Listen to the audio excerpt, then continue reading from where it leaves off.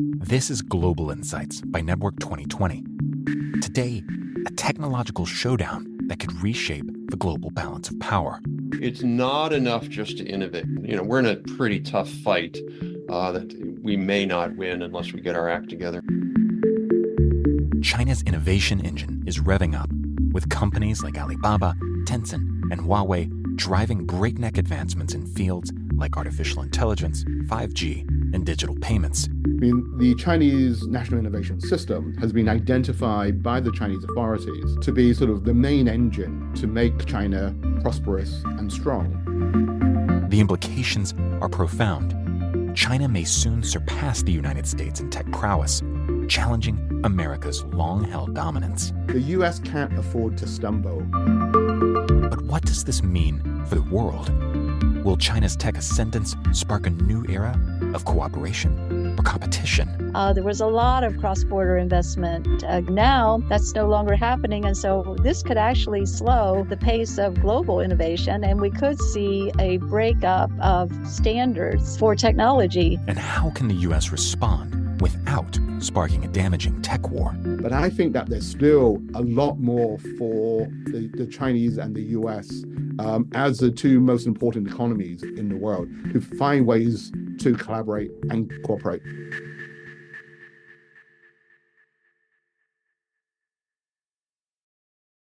Joining us today is Robert Atkinson, Tai-Ming Chung, and Rebecca Fannin. Robert Atkinson is founder and president of the Information Technology and Innovation Foundation, a world-leading think tank for science and technology policy. Tai-Ming Chung is director of the University of California Institute on Global Conflict and Cooperation and a professor at the School of Global Policy and Strategy at UC San Diego.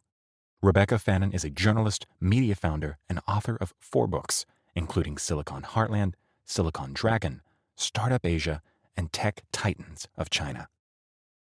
Moderating the discussion is Courtney Doggett, president of Network 2020. We live in a rapidly changing world, and a country's ability to cultivate talent and new ideas it's a critical component of its physical and economic security. And that process, I think, is really delicately interwoven with other policies, from immigration and trade policies to overall regulation and national security.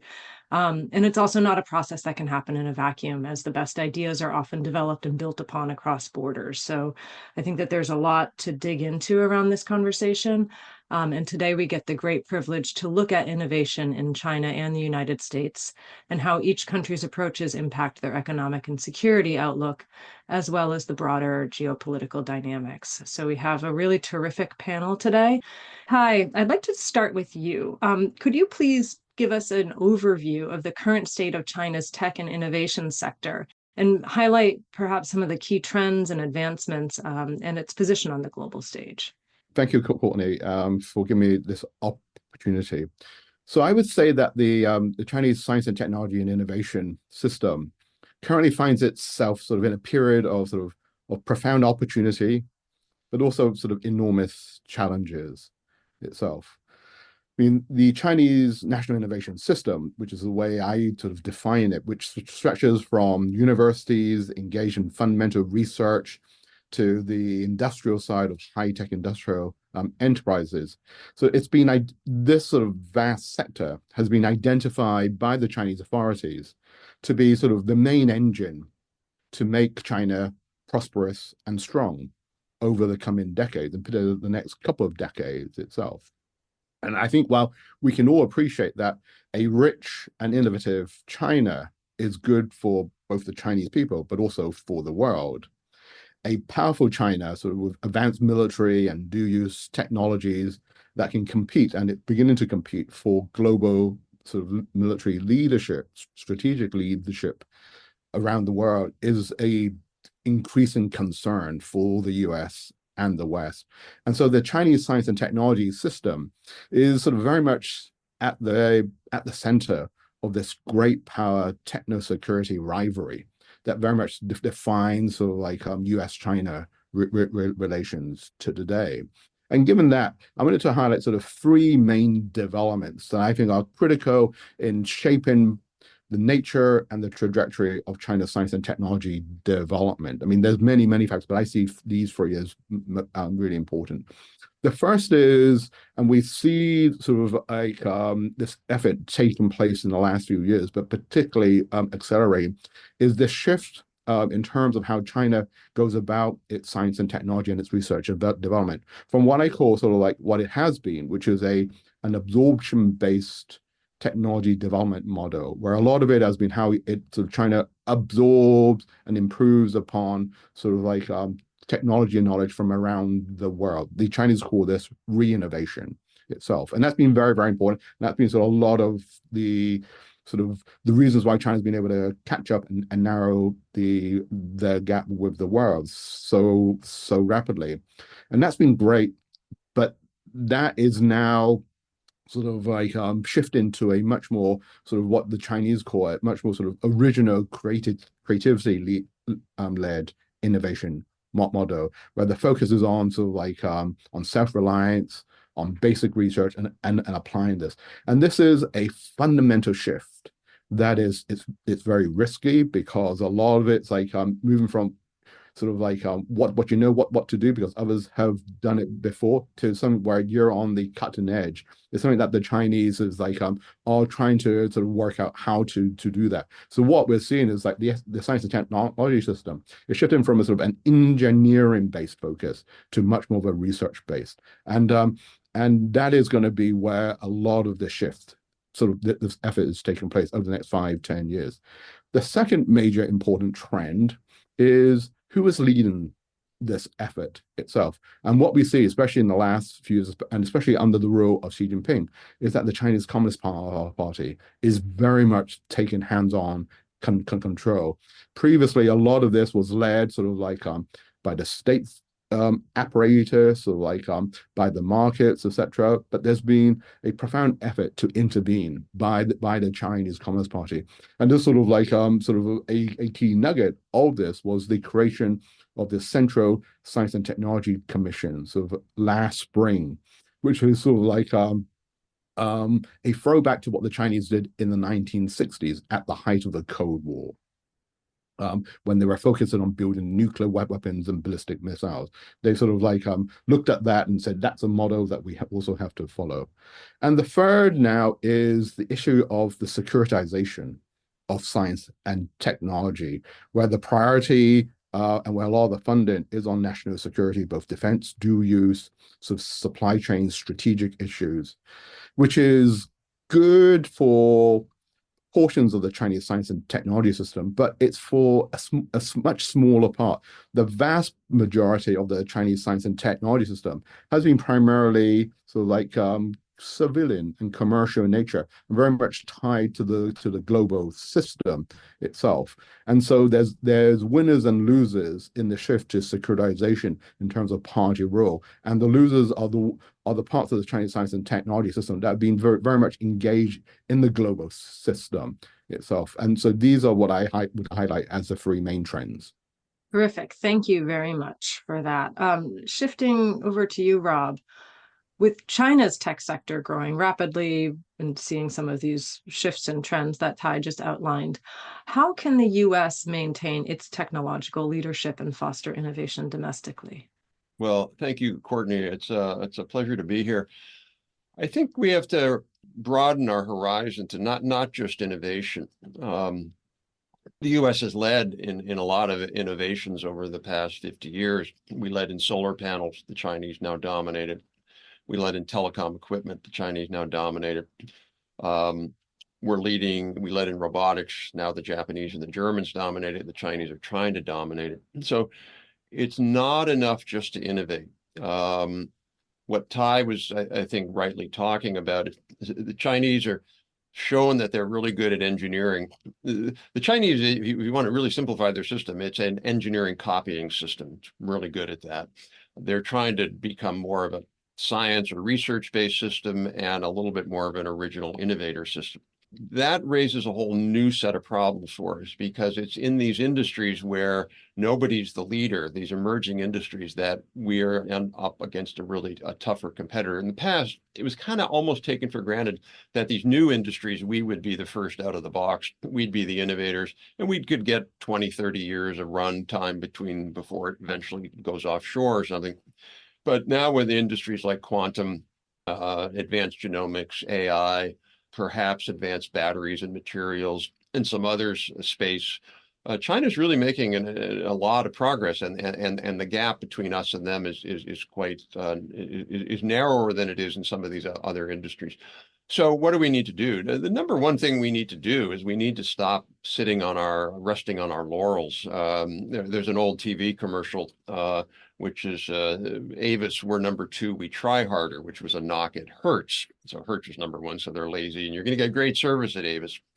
We still think we're Hertz. Yeah, we're the most innovative. The Chinese, hey, they're a communist system, they can't innovate. And to be fair, that narrative has evolved, and there's more recognition now, but it's still not the dominant view in Washington.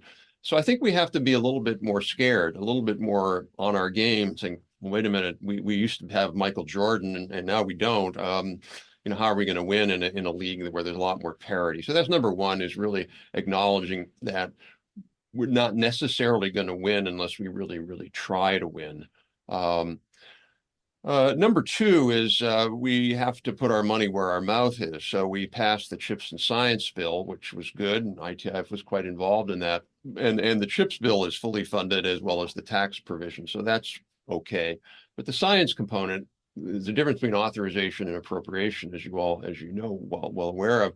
And the authorizations were frankly, not very good.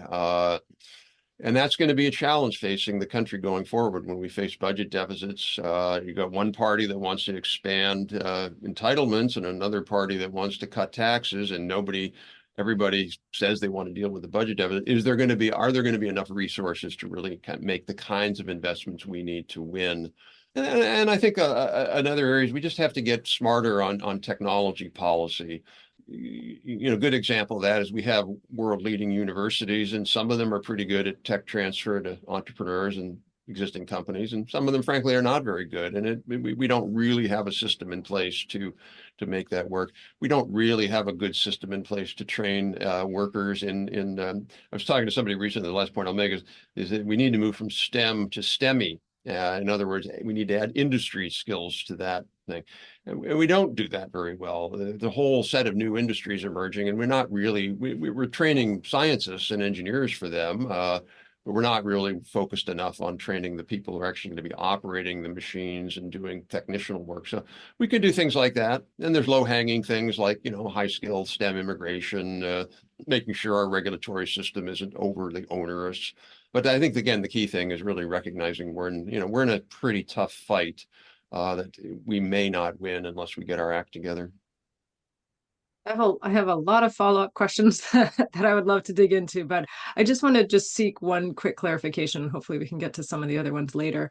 So with this narrowing gap between China and the US in terms of innovation, is it a combination of both China trying harder, as you point out, and then within the US not trying hard enough or resting on the laurels? And is that because of perhaps like a calcification of systems somehow that aren't either being funded or not being updated for the current technological landscape? Sure. So it certainly is it's certainly part of it is the Chinese are working super hard. Like give you an example on robotics. We had have a national robotics initiative of 40 million a year, let's say. Theirs is in the billions. So just orders of magnitude different, provincial and national. And, I think Ty and I would both agree, they're not supermen, there's a lot of failures. I remember I was talking to the pretty high level official at one Chinese agency once, and he was talking about these tragedies they had. And I go, what do you mean? He goes, well, we ended up putting an enormous amount of money into building up our global VCR dominance right before the DVD industry came out, and we just basically wrote that off. So they make mistakes, they waste money, but they got a lot of money to waste, and so some of it works. On our side, I think we're really facing two challenges. One is from a policy perspective. Neither party really, when you get down to it, neither party, this is not anywhere near of a top priority for them. You have people focused on climate, you have people focused on equity and fairness, you got Republicans that are focused on more conservatives, more on more free markets. So this is not a priority. So I think that's it. In the private sector, I think the challenge, though, is there's a new report from National Science Foundation yesterday looking at corporate R&D, and it went up. The problem is it went up more on the development side. So you have basic applied development. And I think we have a corporate sector, with the exception, frankly, of large technology companies. You take the top 5 American technology companies, Apple, Google, Microsoft, Facebook, or Meta now, and Amazon. They invest more in R&D than the entire UK economy does. So they're investing, they're taking big risks. But overall, I believe our corporate sector is a little bit too short-sighted. They don't take as big a risk. I mean, Tesla takes, Elon Musk takes big risks. Our corporate sector, I think, has become a little bit too risk averse and a little bit too short-sighted to make some of these big bets. Like the Chinese, for example, have made a huge bet on humanoid robots. Again, no idea whether it's going to work, but humanoid robots are going to be real and big. Really, the only company in the U.S. that I'm aware of is Tesla, and it's just because Elon Musk thinks it's a cool idea. So I do think we do have our own challenges. Thank you for that clarification, Rebecca. As Chinese tech companies expand globally, what challenges and opportunities do they face in adapting their business models and technologies to different international markets? And I just want to add to that, based on what Ty said, is how much does that matter if one of the trends is shifting from sort of more the creative market-based type of technology into something that is more focused on security?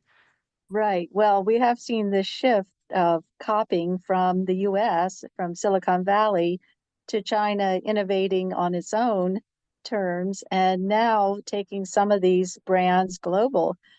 So we've seen TikTok, for instance, is a good example. It's well used in global markets in the United States, and there's no turning back on that. There's other brands that have gone global from China too, like Temu in e-commerce and Pinduoduo. These brands are beginning to chart a new course along with the Chinese electric vehicles. That's another really big area where the Chinese are getting ahead of the United States. There's many areas that we could highlight that are points of conflict between China and U.S. technology innovation, as China has risen over the last 2 decades quite dramatically and has become this actual threat to the U.S. dominance in technology, along with its many tech companies, its tech giants of Tencent and Alibaba and ByteDance. These are the equivalents of our own U.S. giants in China, and they have gone global as well, or gone into Southeast Asia and other markets. So we definitely have seen this spread of Chinese technology innovation, and also moving up the ladder to the creative aspect of it, inventing new things, and sometimes inventing new things ahead of the U.S.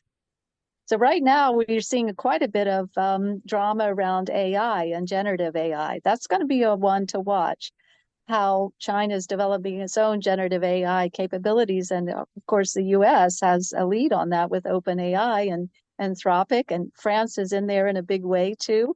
But that's one to watch. I think the Chinese electric vehicle is another very big area to watch in terms of China moving up the ladder. Thank you. Rob, turning back to you now, how do you foresee the US-China tech competition shaping within international trade policies, and what role do you see policymakers play in navigating this landscape? Yeah, I mean, there are 2 definitions of tech. The sort of standard one is basically internet service firms and Microsoft and the like, and Google. I think we need to define tech quite broadly to include an array of advanced technology, aerospace, biotech, electric vehicles, as Rebecca just said. as well as the internet firms. I think, for example, if you look at EVs, they're now the largest EV maker in the world by far. They're the largest auto exporter in the world. They will dominate the EV marketplace unless countries decide they won't let them. They just have so many advantages. I mean, one of the things with EV is you get first mover advantages. Now, why haven't American companies invested in as much as, maybe that they're short term, but it's that people don't want EVs in the US. They're just not ready. The market isn't ready. The technology is not ready. In China, you don't have that choice. The government basically made people get EVs. So they built an industry in a way artificially, and they massively subsidized it. I do think Rebecca talked about a number of products. It's interesting how many Chinese products now are in our market, but we don't know about them. I had a lawnmower that was called Easy Go or Ego or something like that, an electric lawnmower, Chinese. You got TCL TVs. You got a lot of Chinese products in our market. We don't know about it. I think ultimately where we're going to have to go, though, is we're going to have to enlist trade sanctions against unfair Chinese practices and industries.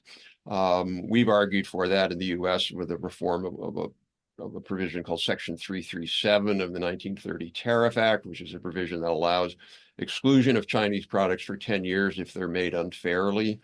There's a lot of Chinese products that are made unfairly, massive subsidies. I'll give you an example, heavy-duty construction equipment, very complicated industry. The Chinese basically don't have an open market, so Caterpillar just really can't be in that market. Their own firms are subsidized and preferenced. Why would we let them into our market when they won't let us into their market? So I think you're seeing the Europeans now already do that with regard to auto, thinking about EV restrictions on Chinese imports. Ultimately, I think that's where we're going to have to go. We need to do both. We need to be slowing them down, but we also obviously need to be speeding ourselves up. That's an interesting point too, because then it leaves, what happens in the rest of the world as well too, where we don't have control over those policies, and then it becomes a really interesting competition as to who's there. Mm-hmm. Thank you.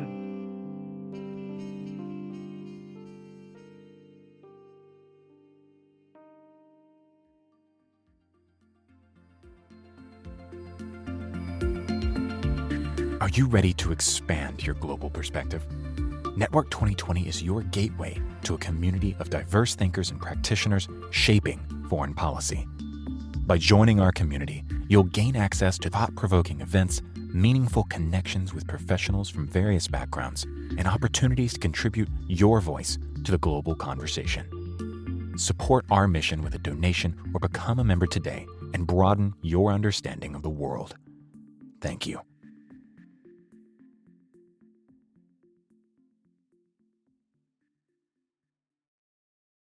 Tai, switching gears to what you were focusing on a little bit earlier as well, with one of the trends. So in your research on China's techno-security state, what insights can you share about how technology innovation intersects with national security and China's geopolitical strategies? So I'll offer sort of two broad insights. The first is one useful way to look at where the US and China is in terms of this techno-security competition is to compare it with the Cold War of the 20th century. So in the second half of the 20th century, the US found itself in a Cold War, but it's like in a Cold War competition with what it was like with the Soviet Union, and that was very clear. But that was sort of in the military domain, and I would argue that the U.S. was also sort of like in the latter part of the 20th century found itself in a sort of like a techno-economic sort of Cold War or competition with Japan. And so when you look at that, it's like the U.S. found itself sort of in the second half of the 20th century fighting sort of these two different kinds of sort of like of competitors. On the geostrategic side, it was with the Soviet Union in terms of the military arms race, the ideological arms race. With Japan, it was more about sort of like sort of commercial issues. many of the issues that sort of Rob sort of talked about, sort of industrial policy type issues. The Soviet Union and Japan, they were sort of very compartmentalized. They didn't sort of cooperate with each other. The Japan was a treaty ally to the US. The Soviet Union was this arch enemy. So they were sort of the single dimensional. The Soviet Union as a military competitor, Japan as an economic competitor. The US, dealing with those two, had an integrated technology and economic systems. What I call the US had an integrated techno security state, where it's like the innovation system was able to do both military and dual use and commercial issues. And in many ways, that was one of the key strengths that the US did to enable it to win both against the Soviet Union and Japan. Today, the US faces a competitor which is more like the US in terms of the integration between the military and the commercial side. China is very different from the Soviet Union. It has that military part, but the China also has the Japanese part in terms of the geo-economic. And so the key issue is that the US, the way it fought the Cold War against the Soviet Union, against Japan, is not very well suited in facing sort of this Cold War against China. The issue is today, which is the second point, is what is the difference between the US sort of techno-security state and the Chinese techno-security state? And the fundamental difference, I would say, and this is very much of an ideal type, is that the Chinese techno-security state is a top-down, state-led model, where it's the party is in charge and a lot of it is coming down.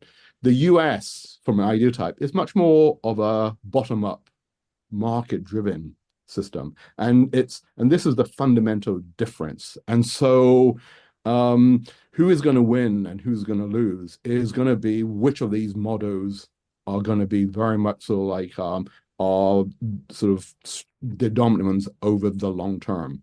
And as sort of Rob has mentioned, so like the top down is model where it's the state that is led is particularly useful in times of great technological change, where it's like where they're willing to sort of like make big bets and they're not worried about the returns on in investment, and the Chinese have been doing that. But that top down state led model is not very good when the technological environment is much more stabilized, and the firms know if they invest here they can make a profit, etc. And so that's why it's like the US, we see they're pursuing more sort of policies, so industrial policies like the Chinese, but the US has to be careful of not following too much down the Chinese path, etc.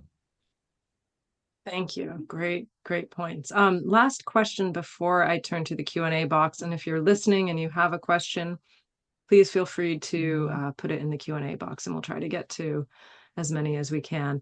Rebecca, Ty just mentioned investment. How is the investment landscape evolving in both the United States and China in response to the growth of the tech and innovation sector? Are there trends that you're seeing that stand out?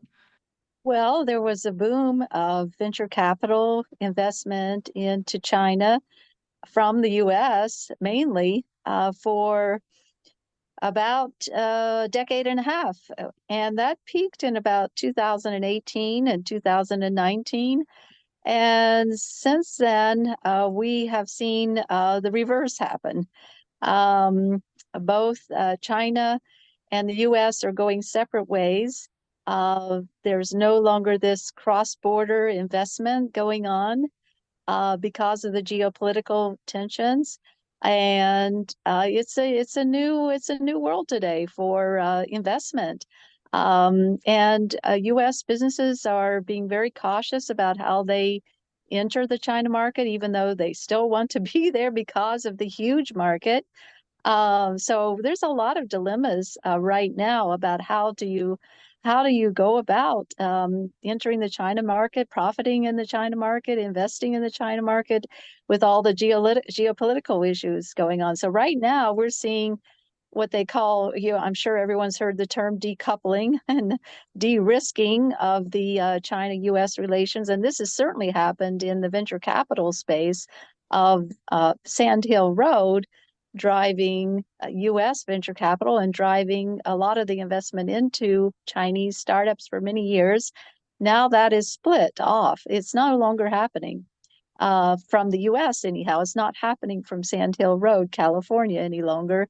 It's happening domestically within China. And the major venture capital firms that were behind many of these tech successes out of China, they're now being led by Beijing and Shanghai led based firms, partnerships that are split off from the Sand Hill Road firms. So that has happened in just the last 2 years. And I see that as an ongoing trend, how that's going to impact the rise of China innovation and the rise of U.S. innovation. For years, we had cooperation and collaboration in technology development and R&D. There was a lot of cross-border investment going on, and now that's no longer happening. And so this could actually slow the pace of global innovation, and we could see a breakup of standards for technology, different standards for technology, and that could be detrimental actually to new uses, new products, new services. So there's been a lot of drama around this area over the past decade and a half, and I don't see it ending with the elections coming up, and we'll have to see how much China is mentioned by Biden and Trump or whoever is the Republican candidate. So these issues have been very forceful and very impactful, I think, for anyone who's done business in China. Thank you. Rob, we have a couple of questions here about the potential for collaboration. So are there any remaining positive signs of cross-border tech investment and or collaboration between the US and China that wouldn't compromise security interests? Or do you see this as basically developing in two separate spheres as, basically zero-sum competition? Thank you. When you say security, there's two components of that. There's national security and defense security and intelligence security. And then there's broader techno-economic security in the dual use industries and the like. And I think both are critical. I don't see any reason to collaborate with China on anything that really could fundamentally relate to commercial advantage in any sector. Now, do we want to collaborate on things like, I don't know, studying black holes? Sure, why not? Maybe things like how to preserve tropical forests? Sure, why not? If the Chinese were trustworthy on infectious diseases, we could do that, but they clearly have shown they're not trustworthy on infectious diseases. So do we want to do that? But no, I don't think there's any reason to cooperate with the Chinese on any technology that has commercial implications or defense implications, obviously, both of those. I think it's zero sum. It's not the Chinese.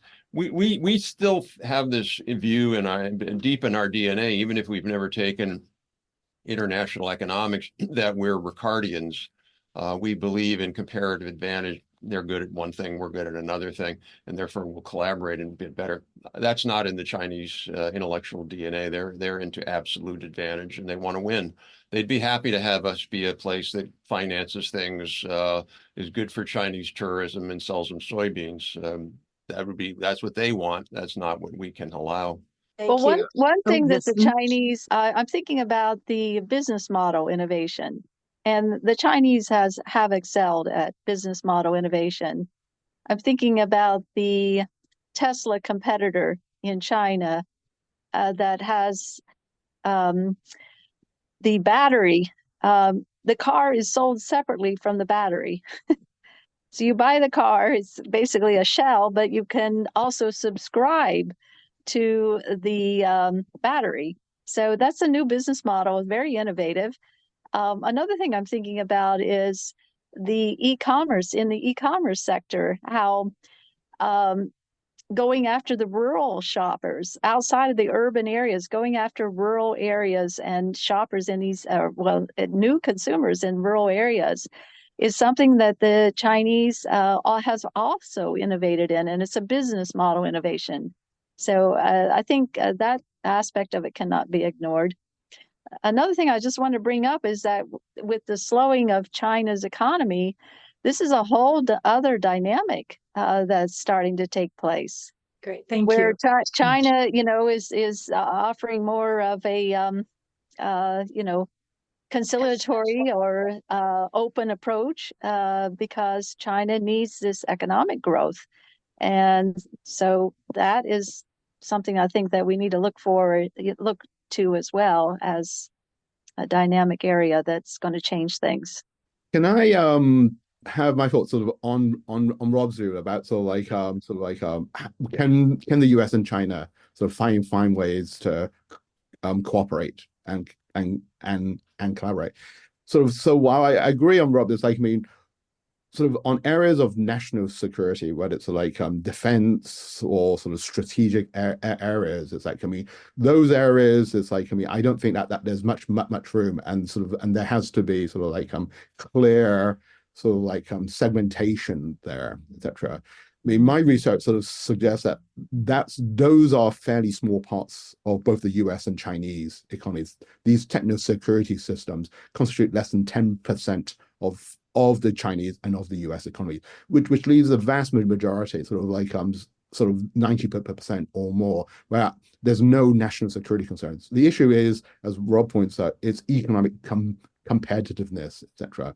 And to me, I think it's like, yes, well, the Chinese, especially sort of like in the last decade or so, have sort of like sort of been rule breakers, etc. I think that there's a large part of the Chinese economy. They also follow the rules. It's like, I mean, and they've been sort of very much sort of supportive of the global economic system. It's, I mean, and it's like, I mean, yes, that is sort of eroded, etc., especially under sort of this the Xi Jinping regime. But I think that there's still a lot more for the Chinese and the US as the two most important economies in the world to find ways to collaborate and cooperate. And so, like, I mean, yes, it's like they have to find new rules of the game, etc. But I think it would be a great loss to the rest of the world for them to have their own separate spheres on this vast majority of economic activities where there's no national security issues at stake. Thank you everyone for chiming in on that important question. As a follow-up to that question and this idea of what happens if these dual spheres do develop.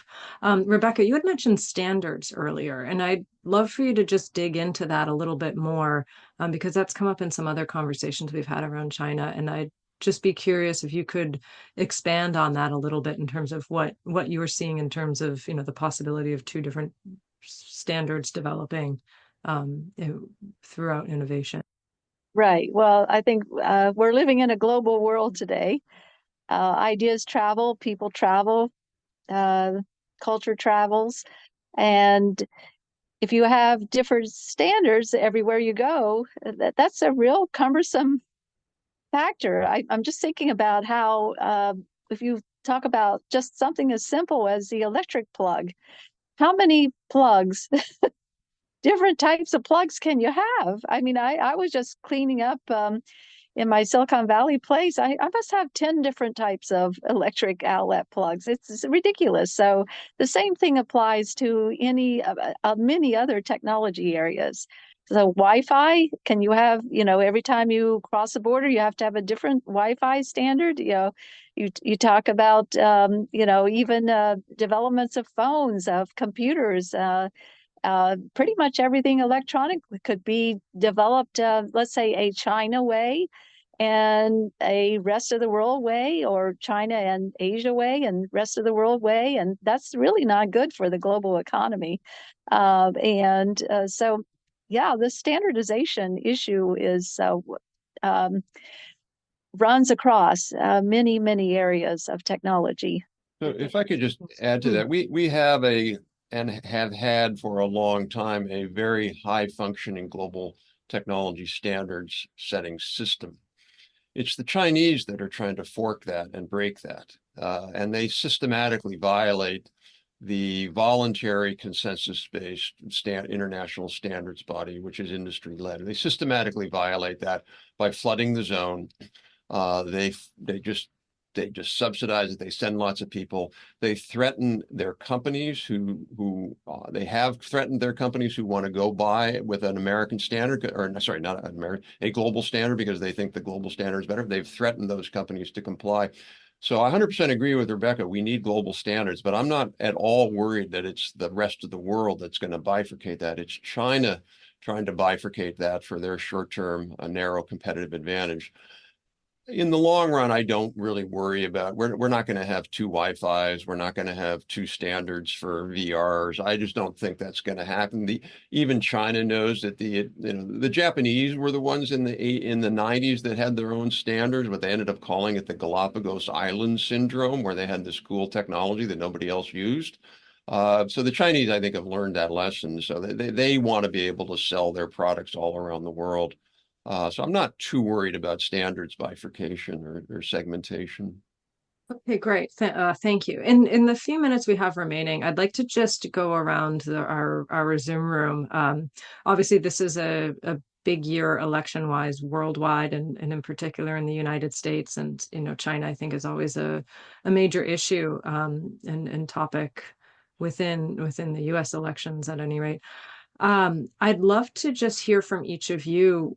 What's, when you're looking at the year-long horizon, what's something that you are optimistic about, and what's something that you're concerned about that might keep you up at night? And so, Rob, I'll start with you. Boy, oh boy. I don't know that I'm optimistic about anything. I wish I could say I was. I'm optimistic that there's a,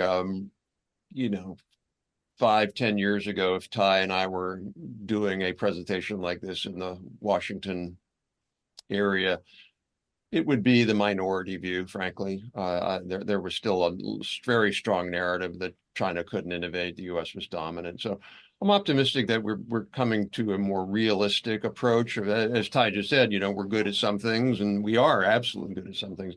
We're not as good as other things. So that's I guess I'm optimistic about.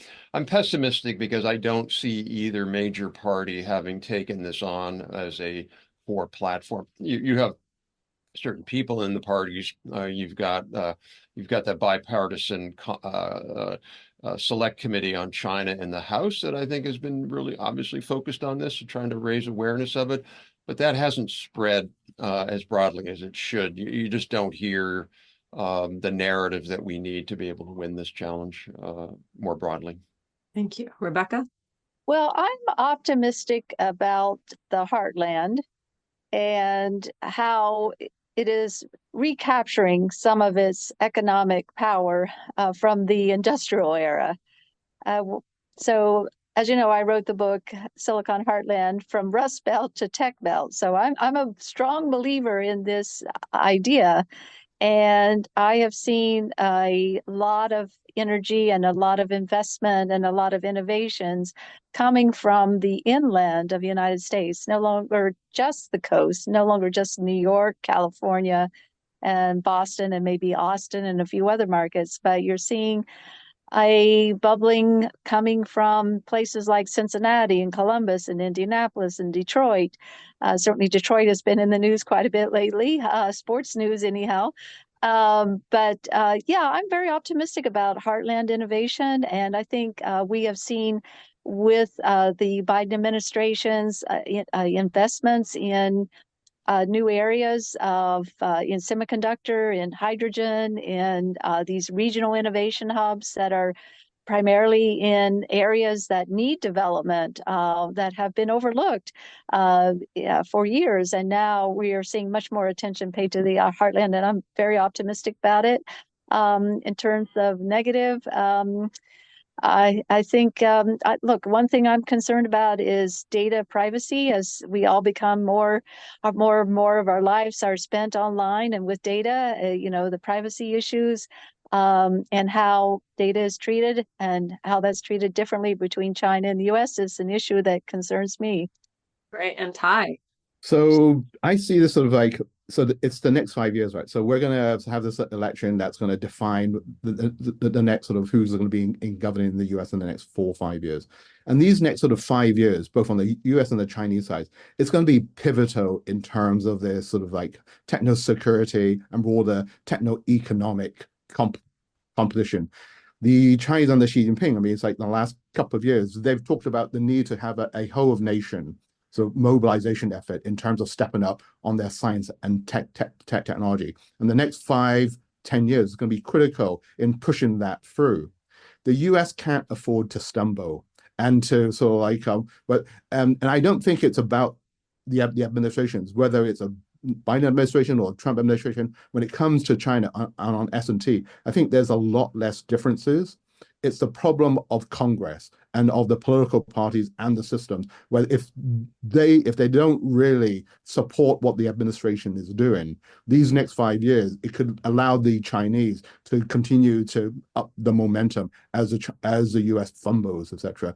And so that's where I see strategically that the US needs to make sure that whoever is in the White House, that the rest of the political system supports them and not sort of like engage in sort of like in their own sort of priorities that where China is not really important. All right, thank you. On that note, thanks to the three of you. This was fascinating and eye-opening. I really appreciate it. I appreciate everyone for listening. Ty, Rob, Rebecca, thank you all for joining us today. Really appreciate it. Thank you. Okay, bye-bye. Thank you. Bye.